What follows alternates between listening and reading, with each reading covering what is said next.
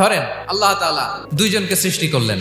উদাহরণস্বরূপ একজনের নাম আব্দুল্লাহ আর একজনের নাম আব্দুর রহমান। সৃষ্টির পরে আব্দুল্লাহকে বললেন, আব্দুল্লাহ, আমি জানি তুমি পৃথিবীতে 50 বছর হায়াত পাইতা, খুব ভালো কাজ করতা, তুমি দুনিয়াতে অনেক ভালো কাজ করতা, এটা আমি আগেই জানি, আমার অসীম জ্ঞান বলে আমি আগে থেকেই জানি। তো যাও, তোমার এইমাত্র সৃষ্টি করলাম, যাও তুমি জান্নাতে ঢুকে যাও। আর আব্দুর রহমান, তুমি পৃথিবীতে খুব খারাপ কাজ করতা, এটা আমি জানতাম, তুমি সীমালঙ্ঘন করবা, অন্যায় করবা, অপরাধ করবা, তুমি জাহান্নামী হবা, যাও।